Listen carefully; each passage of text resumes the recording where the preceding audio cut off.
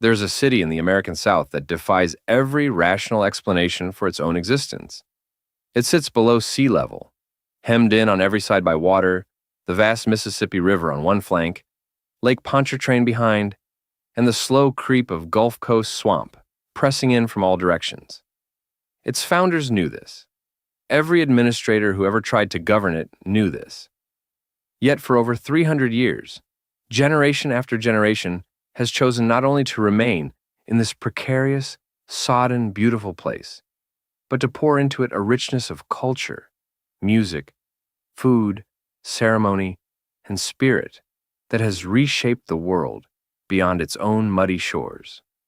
This is the story of New Orleans, a city that should not exist, yet somehow became one of the most remarkable places human beings have ever built. Long before any European set foot near the bend in the Mississippi, where New Orleans would one day rise, the land was home to a constellation of Native American peoples who understood its rhythms better than any colonist ever would.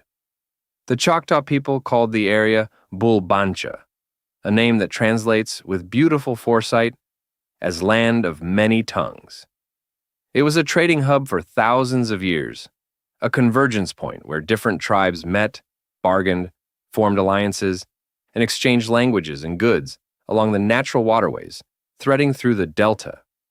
The Chitimacha, the Huma, the Bayugula, the Quinipisa, these were peoples who had adapted to this demanding, flood-prone environment over centuries, who understood the bayou not as an obstacle but as a thoroughfare. When European explorers arrived, they would find a landscape already shaped by thousands of years of human intelligence and culture. France had its eyes on the lower Mississippi River well before anyone had the nerve to build a permanent settlement there. The explorer René Robert Cavelier, Sieur de la Salle, had claimed the entire Mississippi watershed for the French crown in 1682, naming the vast territory Louisiana in honor of King Louis XIV. The ambition was enormous. The follow-through was far more modest. Early French attempts at settlement along the Gulf Coast at Biloxi and Mobile struggled with storms, poor soil, disease, and a climate entirely unlike anything French colonists had prepared for. Soldiers deserted, governors complained, supply ships were infrequent, and the colony hemorrhaged money it could not afford to lose.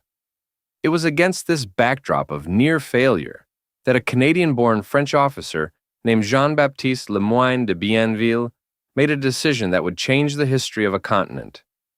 Bienville had been exploring the lower Mississippi for years. He knew its curves, its dangers, and its potential better than almost anyone alive. In 1717, he wrote to the French government about a beautiful crescent bend in the river, a stretch of relatively elevated ground, with access both to the Mississippi and to Lake Pontchartrain via Bayou St. John. From that position, he argued, France could control the entire Mississippi Valley and keep out both the British expanding south from the Carolinas and the Spanish pushing north from Mexico. The French approved the plan, and in the spring of 1718, Bienville led a crew of 43 men to that crescent bend and began clearing ground for what would be called La Nouvelle Orléans, New Orleans, named in honor of Philippe II, Duke of Orléans, who served as regent of France during the minority of King Louis XV. The founding was as chaotic as the terrain demanded. The first settlers included Canadian trappers, company craftsmen, soldiers, transported convicts, enslaved people, and various social outcasts swept up by the desperate need for bodies willing to work in a hostile swamp. A young priest who visited in 1721 described the settlement as 100 wretched hovels in a malarious wet thicket, infested with serpents and alligators. That same year, a hurricane demolished most of what little had been built. The colonists rebuilt. A grid of streets was imposed on the landscape, the layout that would eventually become the French Quarter. And slowly, painfully, the settlement began to take shape. In 1722, New Orleans was made the capital of French Louisiana. Enslaved Africans were central to the colony's survival and its expansion from the very beginning.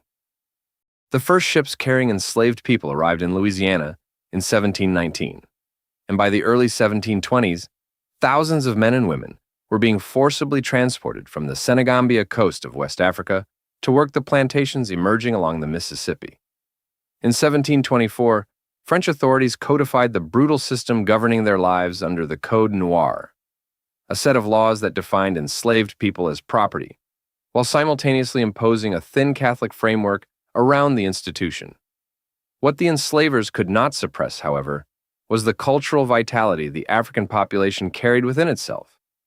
Traditions of music, oral storytelling, herbal knowledge, religious practice, and culinary technique survived the crossing, and in the unique environment of New Orleans, where French, Spanish, Native American, and African populations lived in closer proximity than almost anywhere else in the colonial world, those traditions began to cross-pollinate in ways that would eventually produce something entirely new. France's hold on Louisiana proved as unstable as the ground beneath the city. After the ruinous 7 Years' War, in which France was comprehensively defeated by Britain, the French crown made a secret agreement in the Treaty of Fontainebleau of 1762 to hand Louisiana over to Spain, choosing to give the colony to an ally rather than surrender it to the British victors. The news, when it finally reached New Orleans 2 years later, was received with fury. The French Creole population, the locally born descendants of early settlers who had developed a culture and identity distinct from both France and Britain, had no interest in being governed by Spain. When the first Spanish governor arrived with a tiny detachment of troops in 1766, colonists organized against him so effectively that he was forced to flee. Spain sent a more forceful replacement, and the revolt was suppressed. But the tension between the European colonial powers and the deeply rooted local Creole identity would never fully dissolve. The Spanish period, which ran from the late 1760s until 1803, transformed New Orleans in ways that are still visible in every iron-lace balcony and sun-drenched courtyard in the French Quarter today. 2 catastrophic fires, one in 1788 and another in 1794, destroyed the overwhelming majority of the original French colonial buildings. The Spanish administration rebuilt aggressively, imposing new fire codes that required thick brick walls, fireproof construction, and buildings set flush with the property line. This pushed living space inward, giving rise to the hidden interior courtyards shaded by banana trees and fragrant jasmine that have become one of New Orleans' most beloved architectural signatures. The wrought iron balconies that visitors associate with the French Quarter are, in fact, a Spanish legacy. The Cabildo, the grand administrative building overlooking what is now Jackson Square, was constructed by the Spanish. So was much of the elegant arcade surrounding the square itself. The Spanish also liberalized certain policies around enslaved and free black people in ways that had profound consequences. The institution of slavery remained brutal and unchanged in its fundamental cruelty. But the Spanish colonial system allowed for more pathways to manumission, the formal freeing of enslaved individuals, and the community of gens de couleur libres, or free people of color, grew substantially during this period. By the time New Orleans passed into American hands, this community included thousands of free black and mixed-race individuals, many of them skilled artisans, property owners, musicians, and entrepreneurs. They occupied a distinct and precarious social position, with more legal standing than enslaved people, but facing constant discrimination from the white power structure above them. Their existence and the cultural creativity they sustained would prove essential to everything New Orleans eventually became. In 1800, Napoleon Bonaparte coerced Spain into secretly returning Louisiana to France, envisioning a great French empire in the Americas anchored by the Caribbean island of Saint-Domingue, now Haiti. That vision collapsed catastrophically when the Haitian Revolution succeeded, producing the first Black Republic in the Western Hemisphere and destroying the military forces France had sent to suppress it. Suddenly, Louisiana without Saint-Domingue made no strategic sense. Napoleon needed money for his wars in Europe. And so, in December 1803, French and American officials gathered in the Cabildo in New Orleans to formalize one of the most consequential real estate transactions in history, the Louisiana Purchase. For approximately $15 million, The United States acquired a territory so vast that it would eventually be carved into all or parts of 15 states. America had nearly doubled in size overnight, and New Orleans, with a population of around 8,000 people, was suddenly an American city. The transition was not easy. The French Creole population resented the American newcomers flooding into the city, seeing them as culturally inferior interlopers who did not speak French, did not observe Creole customs, and had no appreciation for the sophisticated urban culture that had been building in New Orleans for nearly a century. The Americans, for their part, often found the Creole population baffling, too Catholic, too cosmopolitan, too comfortable with racial mixing. The two communities literally divided the city between themselves, with Creoles clustered in the old Vieux Carré and Americans developing new neighborhoods across Canal Street, in what became known simply as the American sector. Canal Street itself, too wide for its traffic needs, was wide by design. It was meant to be a kind of buffer zone between two cultures that could barely tolerate each other. Barely 12 years into American rule, New Orleans would be asked to prove its worth to the nation in the most direct way imaginable. The War of 1812, a conflict between the young United States and the British Empire, had ground on inconclusively for years when Britain decided to strike at one of America's most strategic assets, the port of New Orleans. A British fleet carrying thousands of hardened veterans of the Napoleonic Wars descended on the Louisiana coast in late 1814, intending to seize the city and control the mouth of the Mississippi River. The man tasked with stopping them was Major General Andrew Jackson, who arrived in New Orleans in December 1814 and found a city barely capable of defending itself. His problem was not courage among the population, it was numbers. Jackson needed fighters, and he needed them immediately. What he assembled in the weeks that followed was one of the most improbable armies in American history. Tennessee frontiersmen fought alongside Louisiana militiamen, French Creoles, free black soldiers, Choctaw warriors, and the crew of a Spanish privateer operation run by the notorious smuggler Jean Lafitte.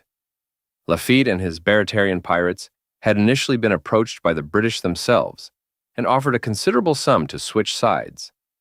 Lafitte chose instead to offer his services to the Americans, providing not only his own men, the finest gunners in the Caribbean, but a desperately needed supply of dry gunpowder and thousands of fresh musket flints.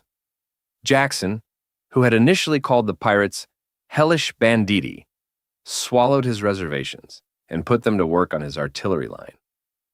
On January 8, 1815, the British launched a frontal assault on the American positions at Chalmette Plantation, 5 miles downriver from the city.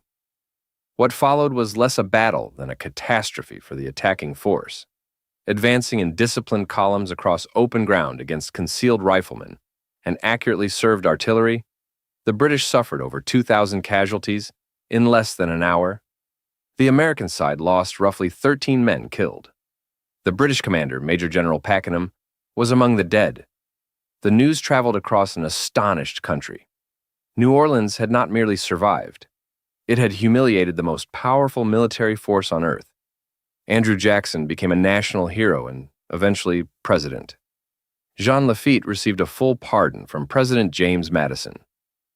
And the Battle of New Orleans entered American mythology as proof that a diverse, improbable coalition of people, fighters who shared almost nothing except a piece of ground they refused to yield, could accomplish something extraordinary together.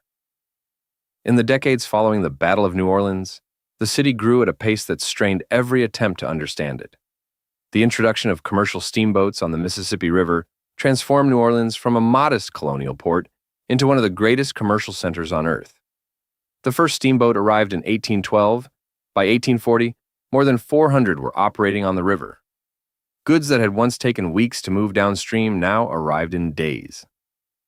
Products that had previously been impossible to ship upstream, manufactured goods, machinery, finished textiles, could suddenly flow into the interior of the continent through New Orleans as efficiently as cotton and sugar flowed out. The population of the city exploded from around 8,000 in 1803 to 170,000 by 1860. Between 1810 and 1840, New Orleans was the fastest-growing large city in the United States, and by 1840, it was the third most populous city in the country and the fourth largest port in the world by value, trailing only London, Liverpool, and New York. This prosperity rested on the backs of enslaved people. The antebellum economy of New Orleans was inseparable from the institution of slavery, and the city was at the center of the internal slave trade, the vast forced migration of over 1 million enslaved people from the Upper South to the cotton and sugar plantations of the Deep South. At its peak, New Orleans housed more than 50 slave markets, and an estimated 750,000 enslaved people passed through the city's auction blocks, separated from families and communities, stripped of their names and histories, and sold into labor that would consume their entire lives. The cotton that those lives produced passed through New Orleans in such quantities that, in 1860 alone, nearly $110 million worth of the crop flowed through the city's port. The city's per capita income was the second highest in the nation. Its wealth was genuine and spectacular. Its moral foundations were monstrous. The Civil War brought the reckoning swiftly. Louisiana seceded from the Union in January 1861, and New Orleans, the Confederacy's largest and most economically significant city, was immediately identified by Union military strategists as a target of the highest priority. The Union's Anaconda Plan called for seizing control of the Mississippi River, and New Orleans was the key. In April 1862, Admiral David Farragut led a fleet of warships in a daring nighttime run past the Confederate fortifications guarding the river approaches to the city. By April 25th, his ships were anchored off the New Orleans waterfront. The Confederate General Mansfield Lovell, commanding a garrison of just 3,000 men against a combined force that vastly outnumbered him, evacuated without fighting. New Orleans had fallen, the first major Confederate city to be captured, and it would remain under Union occupation for the rest of the war. The occupation was complicated, bitter, and historically rich. The Union military governor, General Benjamin Butler, imposed martial law with a heavy hand, earning himself the nickname Beast Butler from the infuriated local population. Women who publicly displayed their contempt for Union soldiers were threatened with legal consequences that scandalized both North and South. Yet Butler also fed the city's hungry residents, cleaned up the streets, and managed to keep order in a city where residents outnumbered occupying troops by overwhelming margins. Meanwhile, the city's free black community saw in Union occupation something the Confederacy had been determined to deny them: the possibility of citizenship and equality. By September 1862, the 1st Louisiana Native Guard, the Union Army's first officially sanctioned African-American regiment, had been formed in New Orleans, composed largely of the free men of color who had long occupied the city's peculiar middle ground. If any single tradition captures the soul of New Orleans more completely than any other, it is Mardi Gras. And to understand Mardi Gras is to understand something fundamental about how this city has always chosen to organize its relationship with joy. The connection between carnival celebration and the lower Mississippi goes back almost to the moment of European arrival, when Bienville and his brother Pierre Le Moyne d'Iberville sailed up the river in March 1699 and made camp on a stretch of Louisiana shore. They realized they had arrived on the eve of a holiday well known throughout Catholic France, the feast before Lent. They named their landing spot Point du Mardi Gras, Fat Tuesday Point. The tradition followed every subsequent French settlement in the region, arriving in New Orleans along with the city's first colonial inhabitants. For the first century of the city's existence, Mardi Gras was informal and raucous. Masked balls for the wealthy, street revels for everyone else, a period in which the normal social hierarchies were permitted to loosen and dissolve, at least temporarily. The Spanish colonial governors tried repeatedly to suppress the more chaotic elements of Carnival, with limited success. After Louisiana became an American state and the Anglo-American population began to dominate civic life, Mardi Gras underwent a formal transformation. In 1857, a group of young men from Mobile formed the Mystic Crew of Comus, the first of what would become the city's signature parade organizations. Comus introduced the formal torchlit procession, elaborate themed floats, and the structure of costumed mystery that defined the celebration going forward. The crew of Rex followed in 1872, and it was Rex that established the now iconic Mardi Gras color scheme of purple, gold, and green, representing justice, power, and faith respectively. The tradition of throwing beads and trinkets from floats to the crowds below, which has become one of the most recognized rituals of the modern carnival season, began with the Twelfth Night Revelers in 1870. Mardi Gras Indians, black masking Indians, added their own layer of breathtaking visual spectacle, with elaborate feathered and beaded suits representing a tradition of solidarity between African American and Native American communities that stretched back to the antebellum era, when some enslaved people found refuge among indigenous groups in the Louisiana bayous. Every element of modern Mardi Gras carries this layered history. The masks that allow social transformation, the second line parades with their swaying umbrellas, the elaborate secrecy of the crews, the king cakes hiding a tiny plastic baby, all of it rooted in centuries of Catholic tradition, African ceremony, Caribbean influence, and the particular New Orleans genius for converting memory into celebration. In 1875, Louisiana made Mardi Gras a legal state holiday, the only American state to have done so.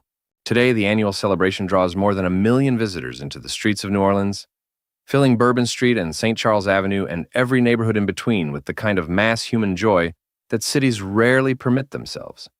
But it would be a mistake to understand Mardi Gras only as a spectacle for tourists. For the people of New Orleans, it is something more intimate and more serious than that. A ritual enactment of the city's founding belief that pleasure is not a frivolity, but a necessity.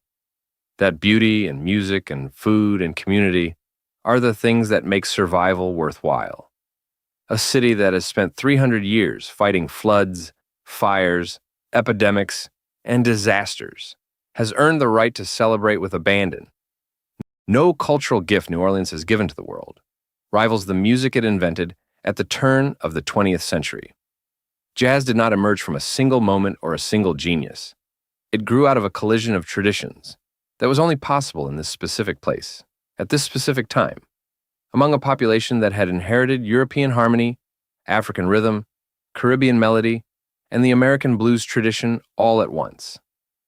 The Choctaw called it Bulbancha, the land of many tongues, and in the music that eventually emerged from New Orleans, every one of those tongues spoke simultaneously.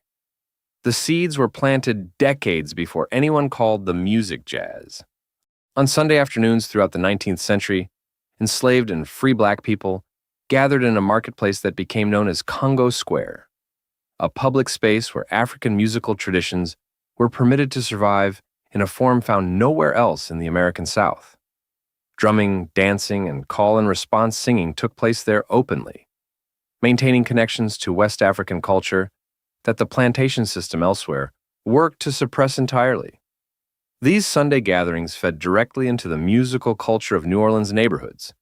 Blending over time with the French opera tradition, New Orleans had the first opera house in North America, and the military brass bands that marched through the city's streets at funerals, parades, and civic celebrations.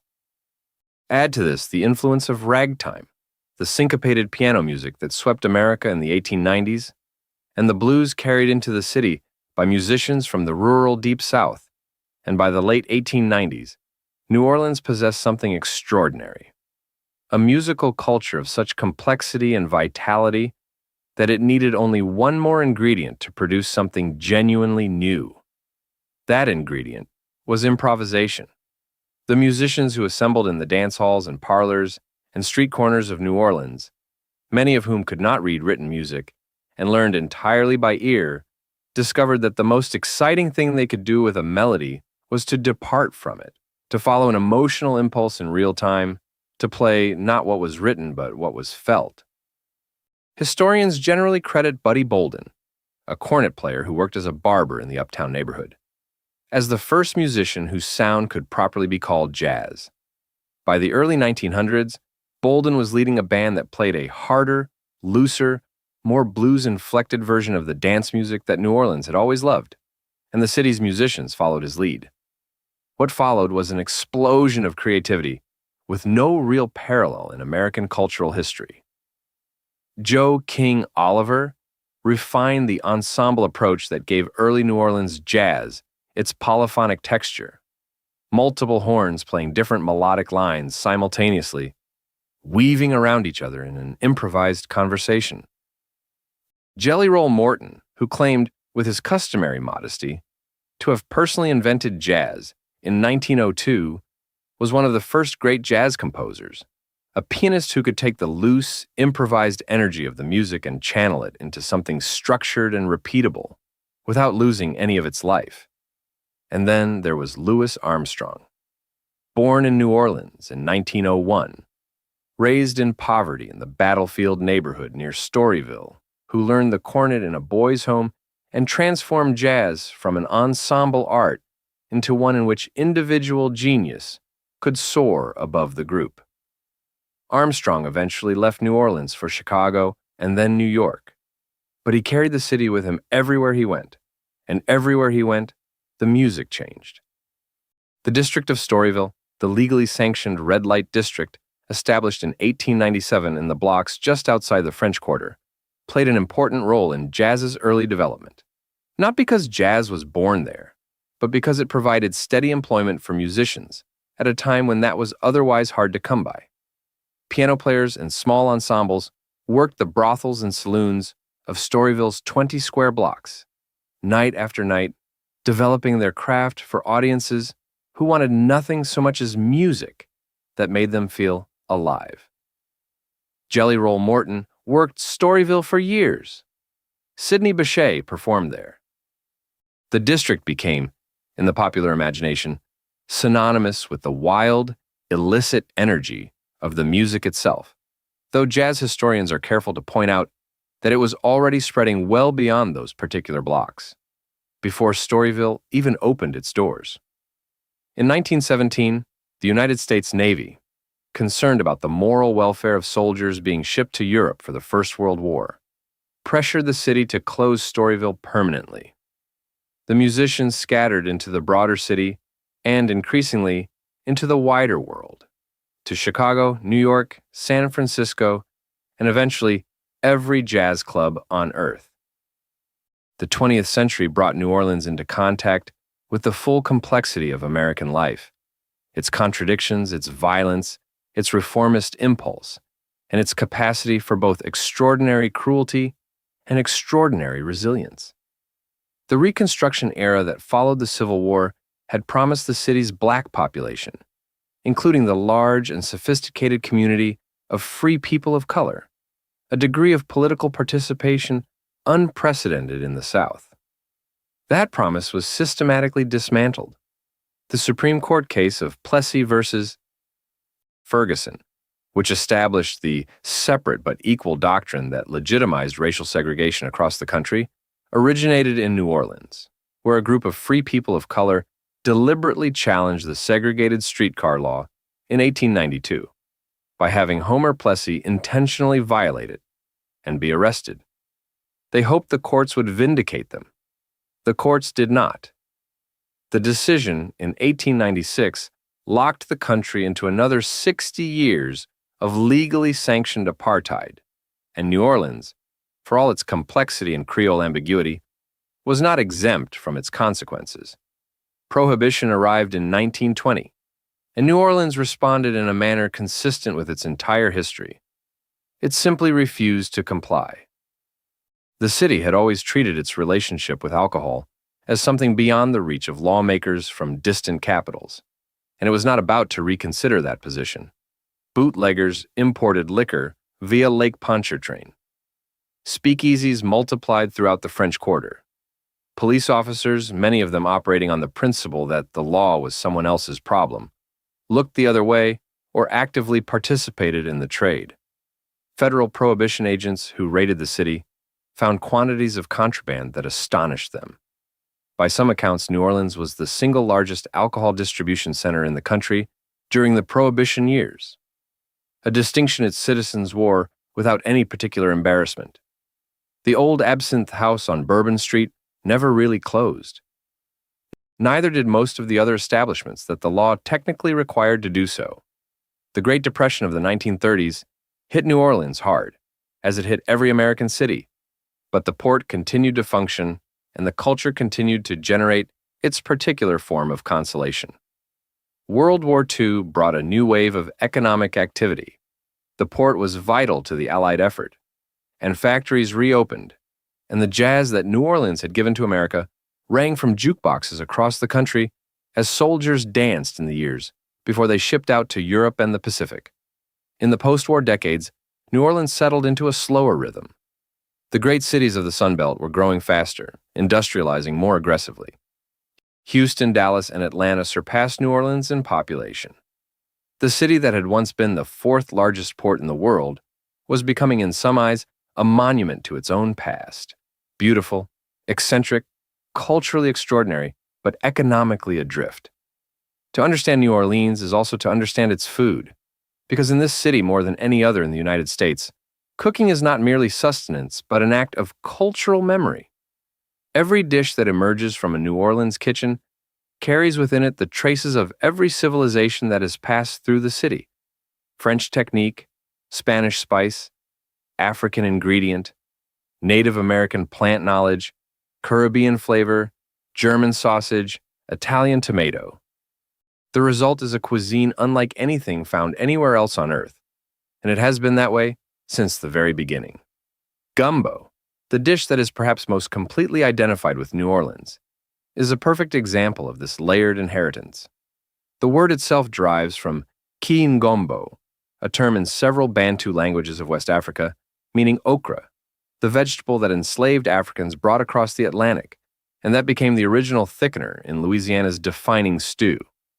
The French contributed the roux, a mixture of flour and fat that New Orleans cooks learned to cook far darker and longer than any European tradition demanded, developing a deep, nutty, almost caramelized complexity that could not be replicated in Paris or Madrid.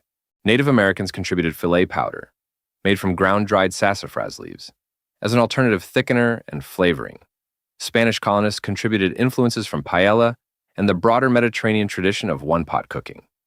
Into that pot went whatever the Gulf of Mexico and the Mississippi Delta offered in abundance: shrimp, crab, oysters, crawfish, catfish, and the andouille sausage, introduced by German settlers who arrived in Louisiana in the 1720s. Jambalaya is another dish that carries its history in its name and in its flavor.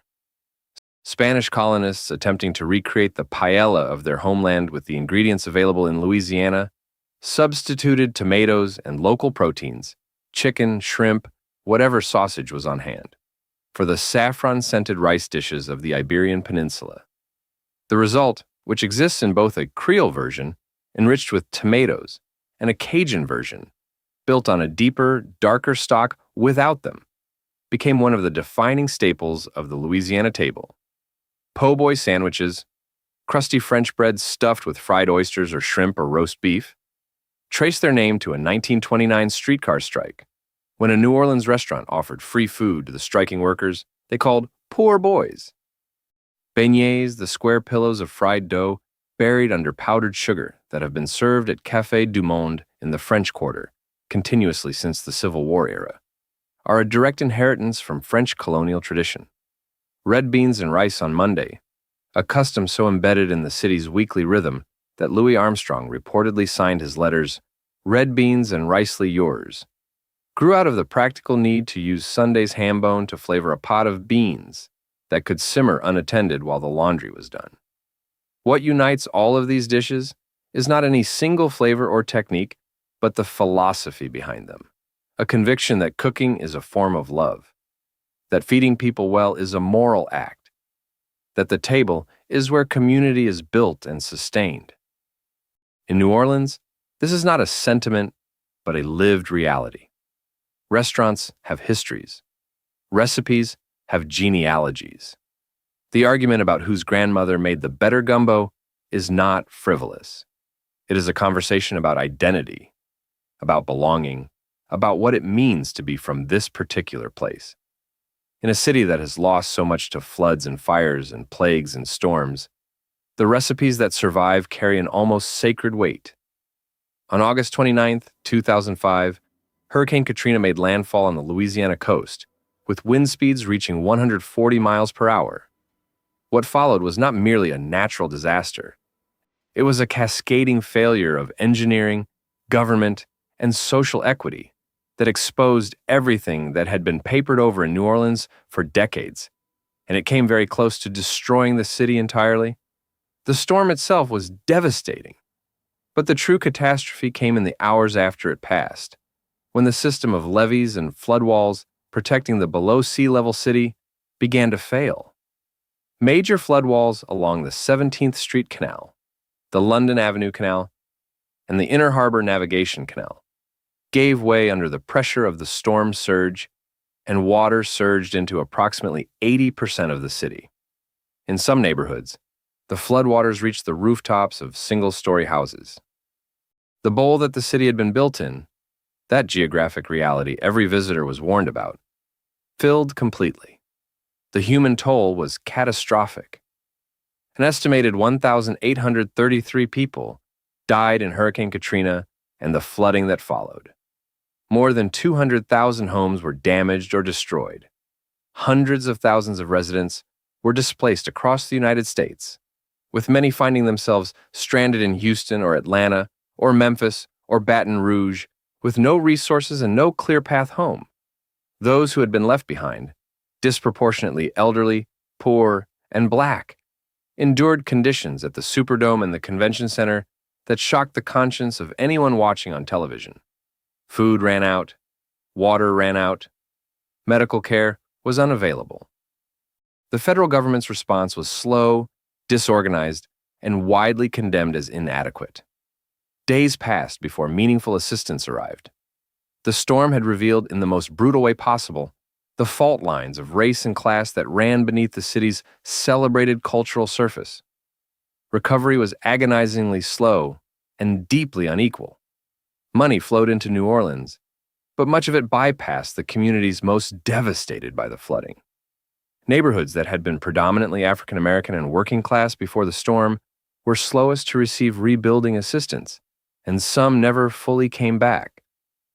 The city's population, which had been around 437,000 before the storm, dropped by more than half in the immediate aftermath, and had only partially rebounded by the time of the 2020 census, still remaining roughly 20% below its pre-Katrina level. The losses were not evenly distributed. The city gained wealthier, whiter residents in its recovery years and lost a disproportionate share of its poorer Black population. Those who simply could not afford to return, or who found that the homes and neighborhoods they had left no longer existed in any meaningful sense. For many of the communities that had been the original source of New Orleans' cultural vitality, the jazz musicians, the second-line parade participants, the families who had lived in Treme for 6 generations, the flood was not just a disaster but a dispersal. And yet New Orleans came back. It came back imperfectly, unevenly, controversially, and with wounds still unhealed 20 years later. But it came back. The French Quarter never flooded. The music never stopped. Mardi Gras returned the following year, in February 2006, with parades rolling through a city that was still half empty and covered in spray-painted storm marks. The cultural institutions, the Preservation Hall Jazz Band, the brass band tradition, the second lines, the restaurant kitchens, reassembled themselves with a determination that said something important about what it means to be a New Orleanian. The city spent $15 billion federal dollars on a new, dramatically improved flood protection system, including higher levees, upgraded flood walls, and massive pump stations. That system held when Hurricane Ida, a Category 4 storm, made landfall near New Orleans in August 2021, 300 years after Bienville's 43 men began clearing swamp ground on a crescent bend of the Mississippi. New Orleans remains one of the most improbable and irreplaceable cities in the world. Its very existence is an argument against rational planning.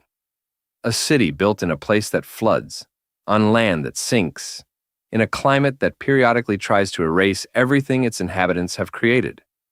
Every generation has had to make a conscious decision to stay, to rebuild, to insist that what is here is worth preserving.